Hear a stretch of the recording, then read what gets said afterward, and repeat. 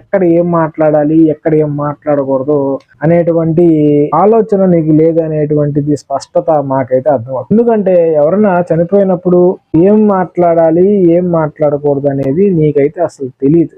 నీకు అంతగా నా గురించి శ్రద్ధ ఉంటే కనుక, నా జుట్టో లేకపోతే వేసుకున్న బట్టలో నీకు నచ్చకపోతే ఒక టైం పెట్టుకొని, లేకపోతే సాయంత్రము 2 రోజుల తర్వాత నాకు ఫోన్ చేసి మాట్లాడు. చనిపోయిన వ్యక్తిని చూడడానికి వస్తే అడ్డదిడ్డంగా మాట్లాడతావు, లేకపోతే ఉద్యోగాల గురించి మాట్లాడతావు, ఎంత సంపాదిస్తున్నారా మాట్లాడతావు. ఒక సమయం పెట్టుకో, ఒక సందర్భం పెట్టుకొని మాట్లాడాలి. కానీ ఎక్కడ కనబడితే అక్కడ, ఏ పెళ్లికి వెళ్ళినా, ఏ చావుకి వెళ్ళినా, ఏ శుభకార్యానికి వెళ్ళినా ఈ దరిద్రుడు మమ్మల్ని వెంటాడి వేధించుకు తింటమే పని అయిపోయింది. ఏమన్నా మాట్లాడితే ఇంట్లో వాళ్ళు ఇన్ని అలా వదిలేశారు, నోటికి వచ్చింది సమాధానం చెప్పారని మనల్ని అంటారు. ఇలాంటి ఎదవల వల్ల, వీడు పెట్టే టార్చర్ వల్ల మేము ఏ ఫంక్షన్కి కూడా వెళ్ళలేని పరిస్థితి. వెళ్ళినా ఏం మాట్లాడితే ఏం గొడవ పెట్టుకుంటాడో తెలియదు.